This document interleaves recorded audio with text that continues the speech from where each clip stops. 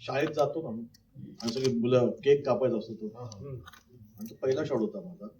आणि एकतर आधी सांगितलं होतं की बघा चलती का नाम गाडीत जरी असलं तरी किशोर कुमार नाही करायचा आपल्याला.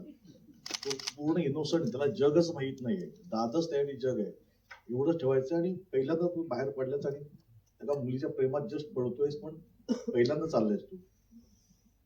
लॉंग शॉट होता काय वाटलं नाही मला, पण नंतर क्लोज साठी संजयने इतक्या फ्रेम्स जवळ लावलं त्याला, मला देवारात बसल्यासारखं वाटत होतं.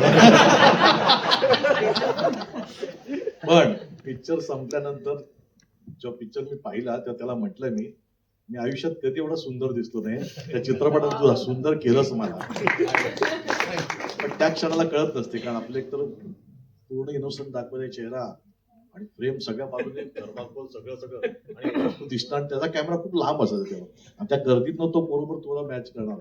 माझ्याकडे हे टेक्निक खूप नवीन होतं माझ्यासाठी. पण अर्थात तो एक पहिला शॉट, पहिला सीन मला आठवतोय. आणि जेव्हा कळलं की सेकंड आता येतोय तेव्हा मी अंकुशला एवढंच म्हटलं की गोष्ट फक्त छान घे.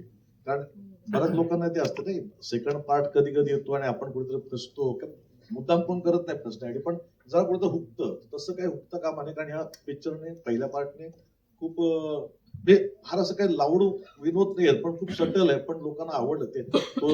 ती निरागसता सगळ्यांचीच ती लोकांना खूप आवडली, ती राहिलीच पाहिजे आणि ती राहणारी म्हणजे आम्हालाही खात्री होती. पण ती गोष्ट मात्र छान आली तर त्याला गंमत आहे.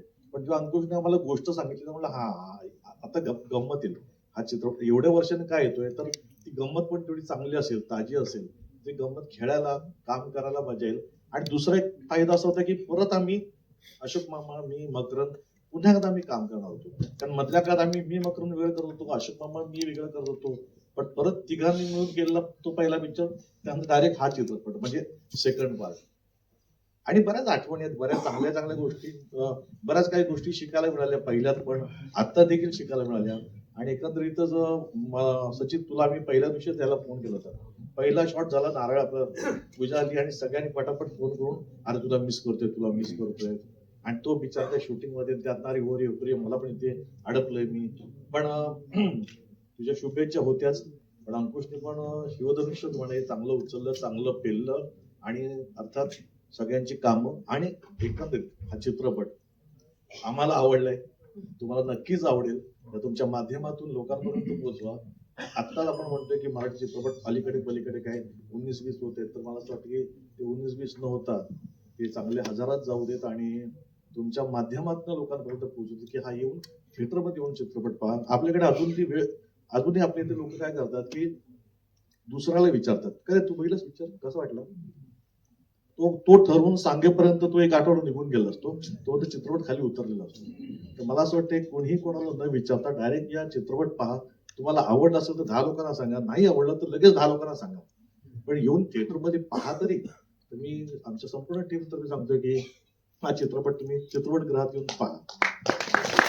आणि तो जसं तुम्ही म्हणालात की छोट्या छोट्या गोष्टी, निरागस विनोद प्रेक्षकांना भावला होता. म्हणजे अगदी तो टायर मधला सीन लोकांना आवर्जून लक्षात आहे. आणि आता सुद्धा टीझर मध्ये त्याची एक झलक बघितल्यानंतर आय एम शुअर की जितक्या लोकांना साडेमाडे 3 आवडला होता, त्यांना प्रचंड त्यांच्या अंगात ऊर्जा आली असेल, त्यांना उत्साह वाटला असेल की पुन्हा एकदा साडेमाडे 3 मध्ये हे कसं होणार आहे, हे बघायला डेफिनेटली थिएटरमध्ये जायचंय. त्यामुळे आय एम शुअर लोक स्वतःच्या मनाला विचारतील की चित्रपट बघू की नाही, आणि त्याचं उत्तर होत असेल, कारण साडेमाडे 3 त्यांना आवडलेलं आहे.